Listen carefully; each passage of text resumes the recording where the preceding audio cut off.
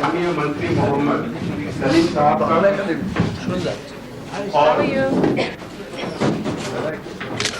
और बंगला के जाने माने कवि माननीय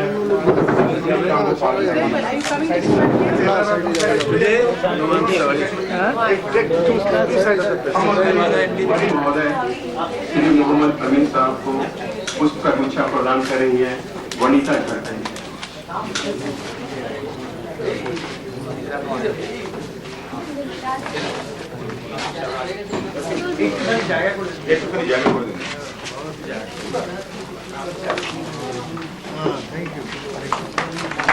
माननीय मंत्री महोदय सलीम साहब को पुष्प गुच्छा प्रदान कर रही हैं सोनी झा।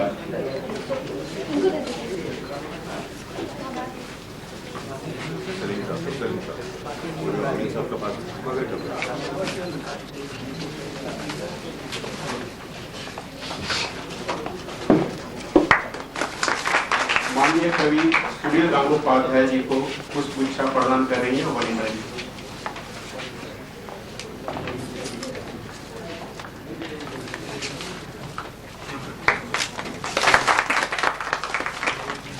दोस्तों, खुशबुओं का अता पता रखिए, कोई मौसम हो दिल हरा रखिए। क्या बात है? खुशबुओं का अता पता रखिए, कोई मौसम हो दिल हरा रखिए, चलिए लोगों के साथ रास्ते में और अलग अपना रास्ता रखिए। मेरी मुराद कवि दिवाकर गोयल जी से है। उसकी पहली पुस्तक शीर्षक से अरमान आई थी बॉम्बे से। दूसरी पुस्तक कहानियों का संग्रह है गिरती दीवारों के बीच। और आज हम इस तीसरी पुस्तक का लोकार्पण समारोह में उपस्थित हुए हैं, मेरे बचपन का चांद। एयरपोर्ट अथॉरिटी के जीएफ और मैनेजमेंट के प्रोफेसर की कई अंग्रेजी पुस्तकें एमबीए में पढ़ाई जाती हैं। संक्षेप में मैं कहना चाहूंगा कि लेखक का सबसे बड़ा परिचय उसके खुद के शब्द होते हैं, उसकी कृति होती है। क्योंकि आलम पसंद हो गई जो बात तुमने की, आलम पसंद हो गई जो बात तुमने की, जो चाल तुम चले वो जमाने में चल गई। अब मैं आदरणीय शाबाना जी से निवेदन करता हूँ कि वे काव्य संग्रह मेरे बचपन का चांद का लोकार्पण करें। माननीय शाबाना जी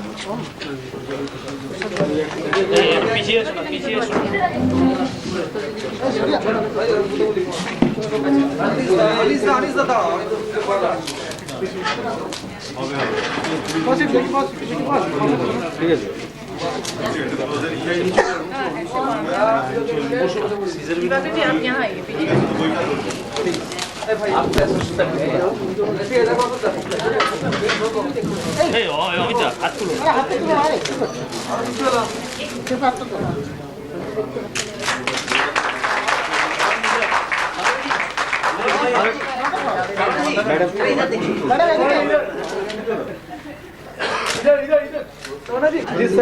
मैडम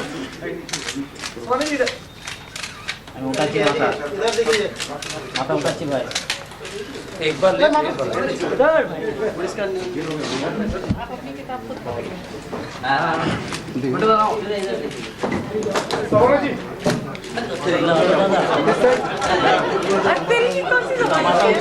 माता नीचे कौन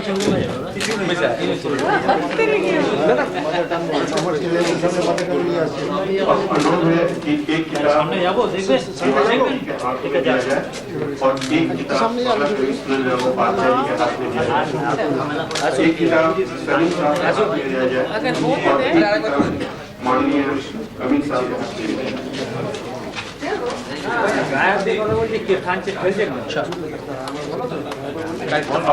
अब मैं माननीय शाबाना जी से प्रार्थना करता हूं कि वे गोयल जी की किताब पर अपने विचार प्रकट करें।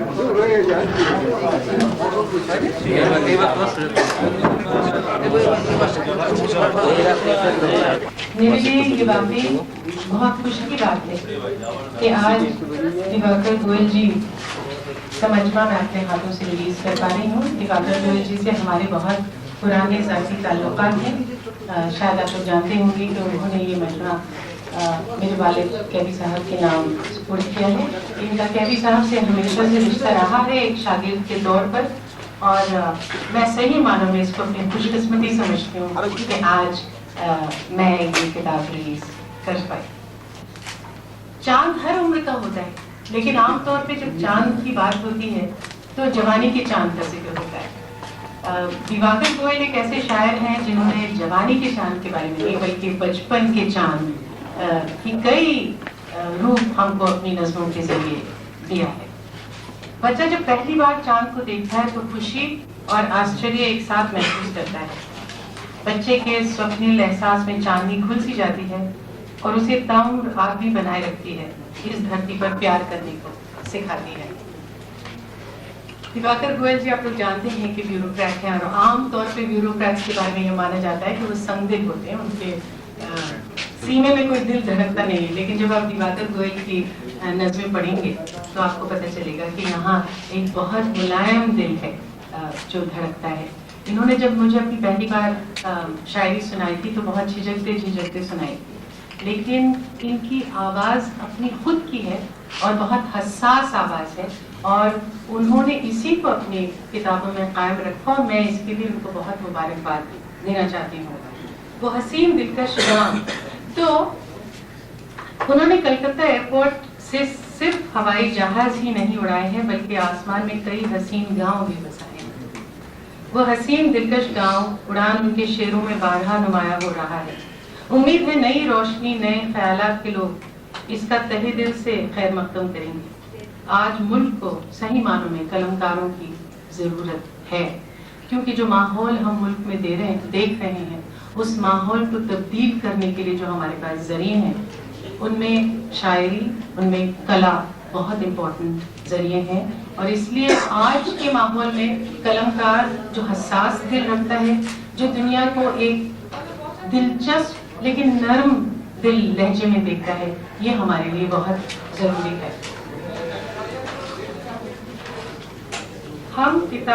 इस किताब का उन्वान या शीर्षक अपनी तरफ ध्यान खींचता है। हर इंसान के जीवन में एक बचपन है और बचपन का अपना एक चांद। दिल को छूने वाली कई पंक्तियां हैं, मसलन मेरे बचपन का वो चांद आज नहीं है शायद, या चांद में दाग है सुना था मैंने कभी। पूरे काव्य संग्रह में उजाले छुप गए चांदनी में, आसमान कितना सुंदर है, मेरे आंगन की चिड़िया बंद पलकों में ख्वाब रहते हैं, जैसी नज़में शायद दिवाकर की अंदरूनी खूबसूरत दुनिया की अक्कासी करती। मेरी शुभकामनाएं हैं कि ये शायद चांद की तरह चमके और अपनी रोशनी से हिंदी उर्दू अदब को और भी संगे मरमरी करती। शुक्रिया। मैं एक बार दिवाकर गोयल के बारे में बताना चाहती हूँ कि इससे पहले वो बम्बई में थे और बम्बई में बहुत खुश थे, और जब उनको कलकत्ते में उनका ट्रांसफ़र हुआ तो इनको लगा कि ये एक पनिशमेंट पोस्टिंग है मेरे लिए, यहाँ नहीं आना चाहते। लेकिन जब वो यहाँ आए तो उन्होंने जब पहले ही 3 महीने के बाद जब मैं इनसे मिली तो उन्होंने कहा कि गैर मामूली जगह है कलकत्ता, यहाँ राइटर की इतनी कदर होती है। वहाँ मैं थक गया किताबें लिखते लिखते, किसी ने उनकी कान पे जूं तक नहीं रहेंगी, और यहाँ मेरा शायर होने की वजह से मुझे इतने एहतमाद से लोग मिलते हैं, इतनी इज्जत से लोग मिलते हैं कि यकीनन मेरे लिए बहुत खुशी की बात है कि मैं यहाँ कलकत्ते आया। तो जो पनिशमेंट पोस्टिंग थी उनकी, अब इनका जी करता है कि कलकत्ता छोड़ेंगे।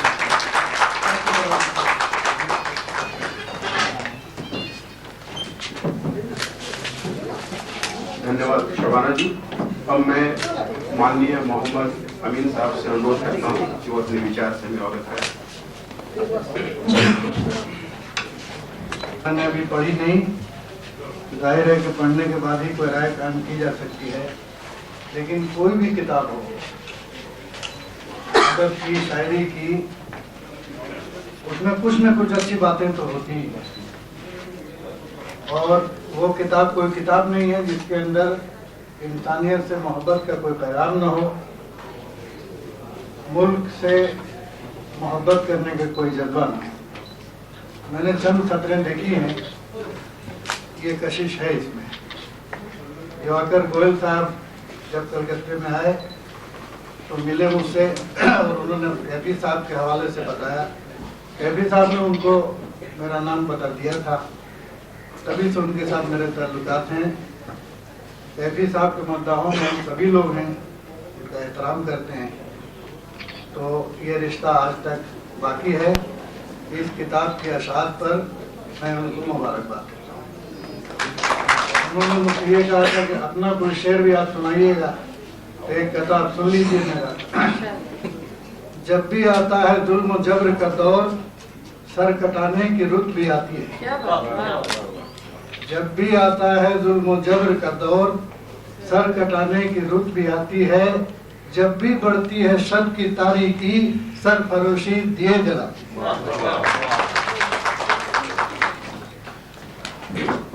धन्यवाद अमीर साहब। अब मैं माननीय मंत्री महोदय सलीम साहब से अनुरोध करता हूँ कि वो अपनी विचार से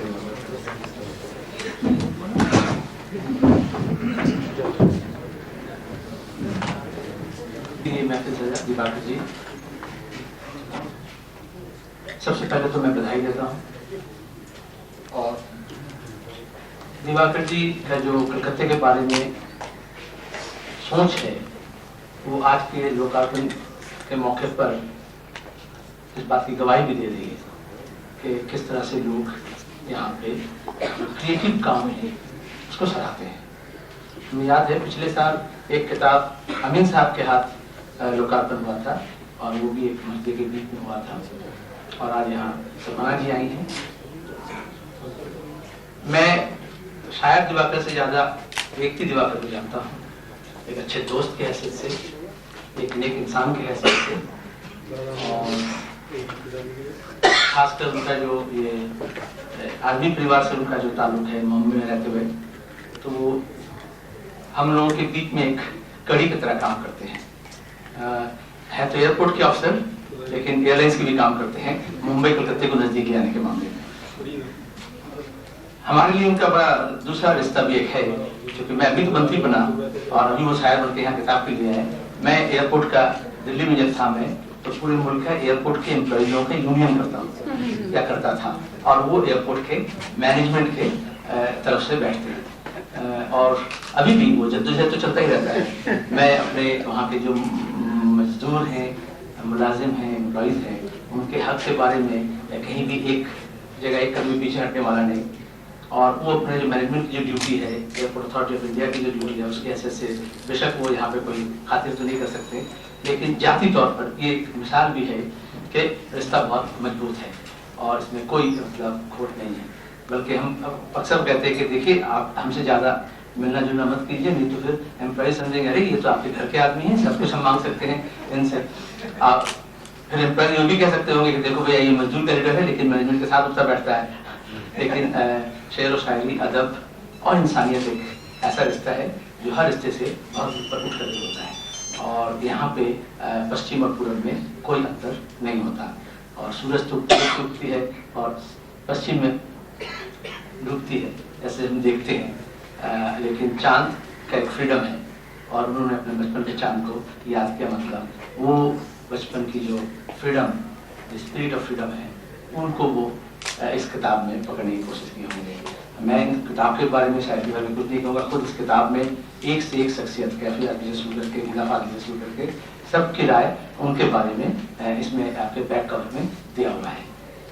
और उनको कलकत्ते के लोग और ज्यादा चाहने लगे। अब तो कविता पढ़ के जाएंगे, लेकिन पहले ही चूंकि वो कैफी आजमी के स्नेह पाए हैं, तो इसलिए उनका इंट्रोडक्शन जैसे अमीन साहब का, ये सिर्फ अमीन साहब के लिए नहीं, कलकत्ते के जो मतलब शायर और अदब का जो सिलसिला है, वहाँ उनका एक एडवांटेज था कि he is blessed by Kaifi Azmi.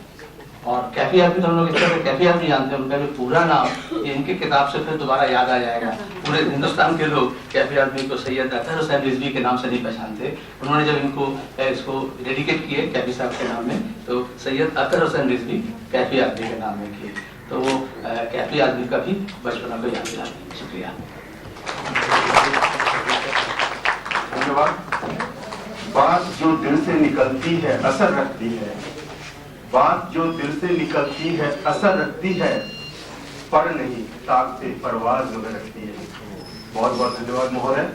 और अब हम हमारे आदरणीय बंगला कवि सुनील गंगोपाध्याय से कविता की शक्ल में उनकी बात सुनना चाहेंगे, लेकिन अगर आप लोग इजाजत दें तो इसके पहले आज की जो हमारे कवि हैं श्री दिवाकर गोयल जी, वो अगर अपने ताजा ख्यालों की खुशबू से इस हॉल को महका दें तो ज्यादा अच्छा होगा।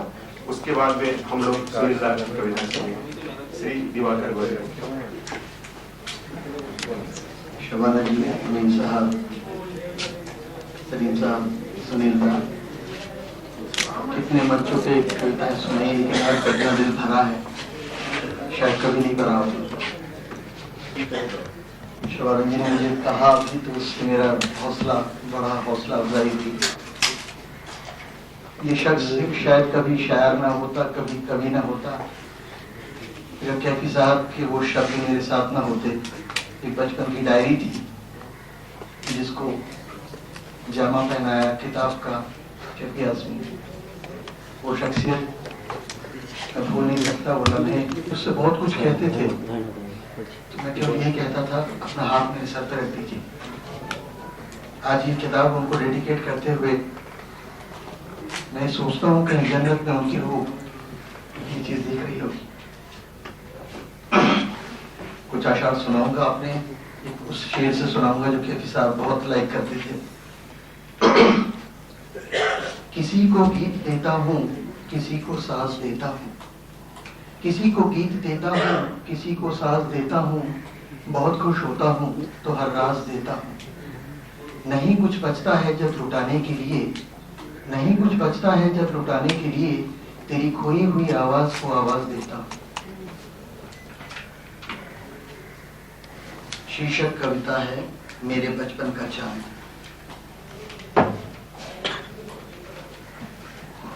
चांद में दाग है सुना था मैंने कभी, चांद में दाग है सुना था मैंने कभी, एक बुढ़िया भी है वहां शायद, चरखे पर सूट काटती, हाँ वो बुढ़िया, वो चरखा और तार, चांद की हकीकत था मेरी नजरों में कभी। चांदनी रातों में छत पे खड़े मैंने बहुत कोशिश की उस चांद को देखने की जहां वो बुढ़िया और चरखा था कभी, पर दागों के सिवा मैंने देखा नहीं कुछ भी कभी। बहुत गहरा है मेरे बचपन का एहसास, बहुत गहरा है मेरे बचपन का एहसास। आज चांद पर इंसान के कदमों के निशान है, एक सच है जिसे झुटला नहीं सकता मैं कभी। खामोश रातों में मेरे बचपन का चांद जो कल था आज भी नहीं है, जो नहीं है तो वो बुढ़िया, वो चरखा और एक तार, जो नहीं है तो वो बुढ़िया, वो चरखा और एक तार। मेरे बचपन का वो चांद आज नहीं है शायद, मेरे बचपन का वो चांद आज नहीं है शायद, पर चांद तो है रातों में मेरे करीब। हो सकता है समय के साथ वो बुढ़िया, वो चरखा कहीं खो गए हैं, और दाग, हाँ दाग उसे वक्त ने मिटा दिया है शायद।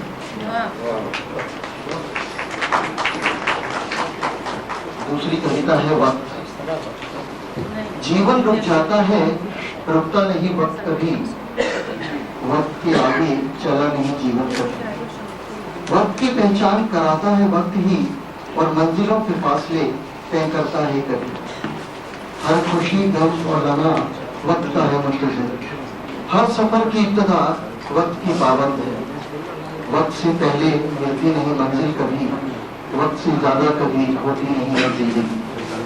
वक्त से आगे इंसान पहुंच न पाया है, वक्त क्या है ये कभी न कोई जान पाया है। वक्त की हर शय पे जीत और मात होती है, वक्त के साथ ही उम्र तमाम होती है।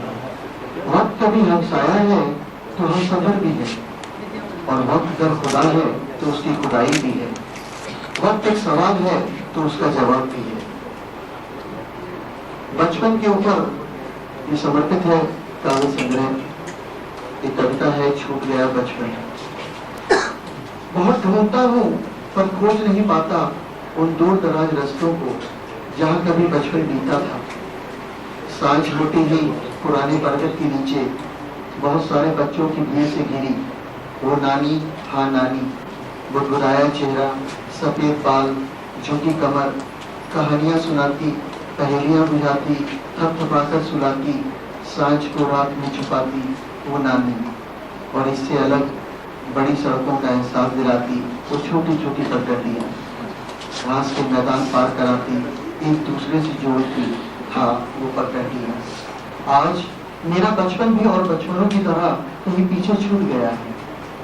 ये जवानी की दहली, बुढ़ापे का एहसास, दिन भर की धूप, सांझ, रात और बरगद का पेड़ मुझे मिल गया है। पर वो नानी, कल की कहानियां और मेरा बचपन आज भी खो गया है शायद।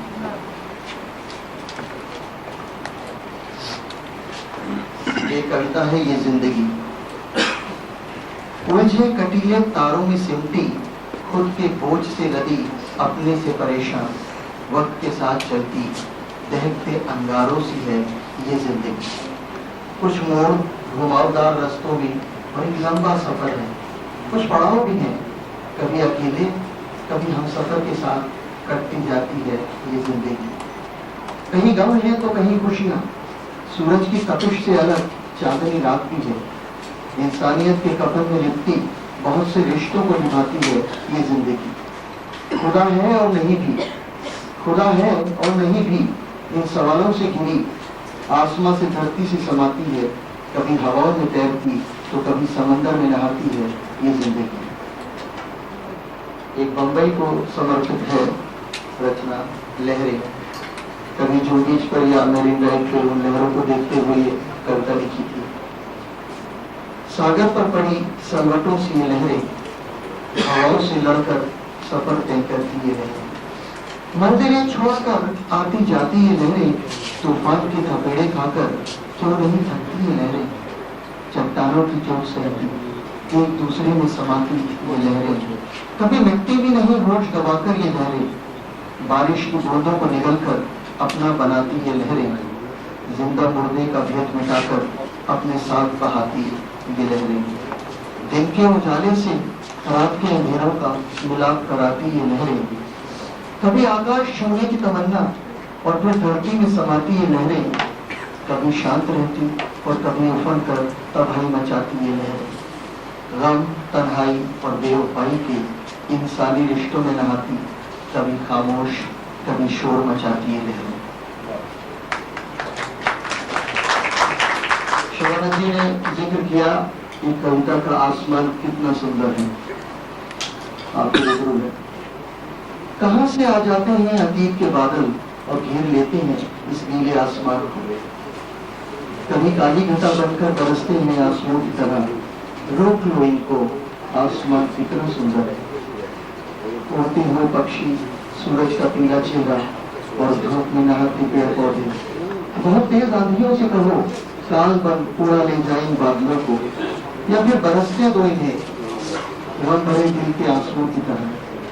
घोंसलों में रहने दो फड़फड़ाते पंछियों को, तितलियों को सोने दो फूलों में बंदियों की तरह। अब गुबार निकलने दो, क्योंकि सूरज की तपन को छुपाकर जब रात आएगी, पालकी में सजा लाएंगे गम से खाली ये बादल और उस शीतल चांद को किसी महबूबा की तरह। एक छोटे दो मुक्तक हैं। हंसी कुछ भी तो नहीं, महज एक ढकोसला है गम को छुपाने का। दर्द किसी अपने के दिए हुए पुराने हुए घावों के ताजा हो जाने की सेहरन जो मन महसूस करता है और आंखें बिखेर देती है। जिंदगी गर्म रेत पर नंगे पांवों से चलने की जलन, गर्म रेत पर नंगे पांवों से चलने की जलन और दर्द की पीड़ा को पीने की विवशता। आंसू वह अव्यक्त दुख जो कहा न गया मुझसे मगर बह गया आंखों से।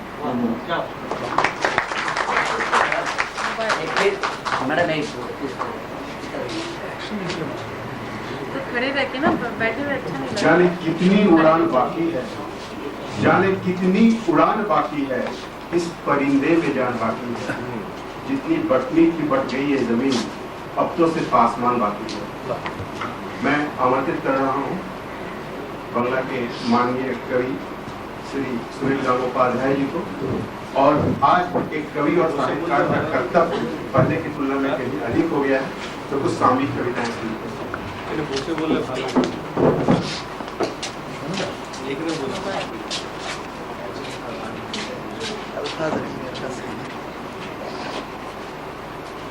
I'm sorry, please excuse me, though I need and understand Hindi, but I think that he is otherwise such a busy man, and but he writes poetry. He has a really pure heart, so he expresses his poems in simple languages which appeals to you straightforward. And I am quite happy that in Calcutta we have a good poet like him and a very fine personality. I will just read 2 lines of his poem to show my appreciation of his poems.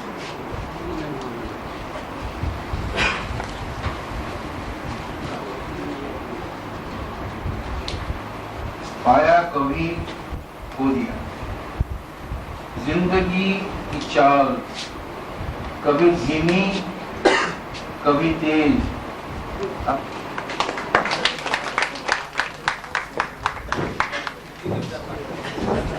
धन्यवाद Sunil sir. अब हम लोग लगभग आखिरी पड़ाव पे हैं और दिवाकर जी ने कहा है कुछ अपनी कविताएं तुम सुनाओ। मैं उनका छोटा भाई की तरह हूँ, मेरी कुछ कविताएं सुनिए। 115 शवों की शिनाख्त, 115 शवों की शिनाख्त। देखे गए शव इंसान के, देखे गए शव हिंदू के हैं या मुसलमान के। एक और कविता सुनिए। जब मैं छोटा था, शीर्षक है आत्मज्ञान। जब मैं छोटा था तब जिद करता था ईद मनाने की, क्रिसमस में गिरजे जाने की। अब नहीं करता, अब नहीं करता, क्योंकि हो गया पता मेरा ईश्वर तो किसी मंदिर में रहता। सच इतना बड़ा हो गया है। और आखिरी में मैं 2-4 दोहे सुना रहा हूँ। एक दोहा है कि गलतियों का पुतला है छोटा सा इंसान, गलतियों का पुतला है छोटा सा इंसान, मंदिरों में वरना रहता हूँ करोड़। गलतियों का पुतला है छोटा सा इंसान, मंदिरों में वरना रहता होकर वह भगवान। एक और दोहा सुनिएगा कि मंदिर मस्जिद समझेंगे जाने कब यह मर्म, मंदिर मस्जिद समझेंगे जाने कब यह मर्म, इंसान से बढ़ा नहीं मजहब हो जाता। मंदिर मस्जिद समझेंगे जाने कब यह मर्म, इंसान से बड़ा नहीं मजहब हो जाता। एक और दोहा है, तुम ही हरोगे पृथ्वी की पीड़ा, दुख का करोगे अंत। ऊपर से कोई नहीं आएगा। तुम ही हरोगे पृथ्वी की पीड़ा, दुख का करोगे अंत। अरे ईश्वर को फुर्सत कहाँ, स्वर्ग से भेजे संत। एक और दोहा है कि धर्म यदि यह कहता है धर्म को कर दो रद्द, धर्म यदि यह कहता है धर्म को कर दो रद्द, शिलाओं की पूजन हो और मनुष्य का वध। और एक और दोहा है कि होशो हवास में क्यों पढ़े नफरत की किताब। आज जितनी भी किताबें हैं धर्म की सब नफरत ही फैला रही है। होशो हवास में क्यों पढ़े नफरत की किताब, इससे तो कहीं अच्छा है पिए बैठ शराब। और आखिरी दोहा, प्यार की पूजा सच्ची पूजा, बाकी पूजा व्यर्थ। प्यार की पूजा सच्ची पूजा, बाकी पूजा व्यर्थ। हो अजान या आरती एक दोनों का। और आज के कार्यक्रम में पधारे हुए मैं सभी अतिथियों का आभार व्यक्त करता हूं, धन्यवाद देता हूं।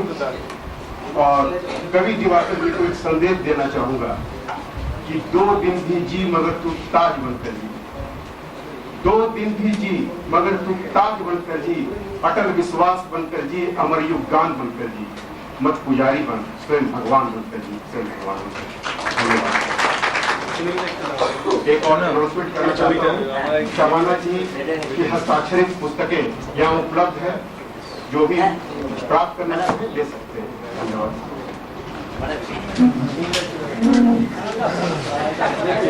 कितने की है?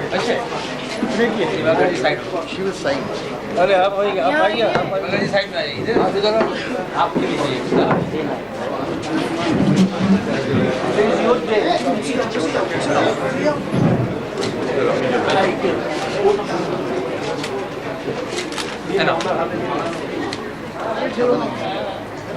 आप हाथ लगा दीजिए।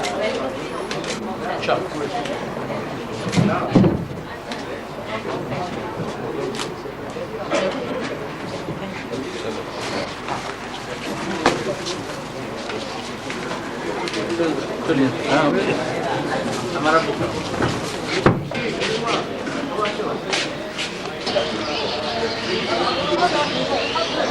नहीं वाला लिखने की बोलते हैं लेकिन उनको शायद और साथ ही और लेक्चर में उनको encourage किया और आज जो लोगों के साथ मेरे बचपन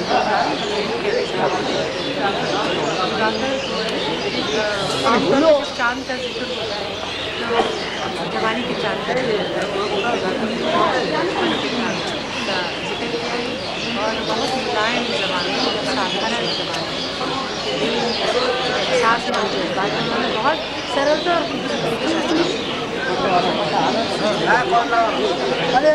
खूबसूरती के साथ और इसलिए आप देखिए शायरी में या मेरी अम्मा शौकत बेटी ने जिस तरह के पेज में काम किया लाइट ऑफ फोन थिएटर और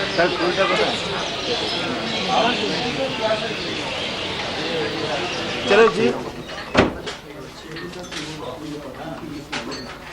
मेरे पास टाइम नहीं है मैं नहीं ले जाने के लिए क्योंकि I am going to Ahmedabad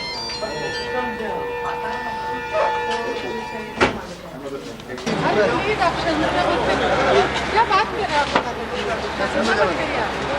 कल मैं मिलता हूँ, फिर आप मुझे बताइए कि वहाँ कुछ करके मैं चेकअप करूँ।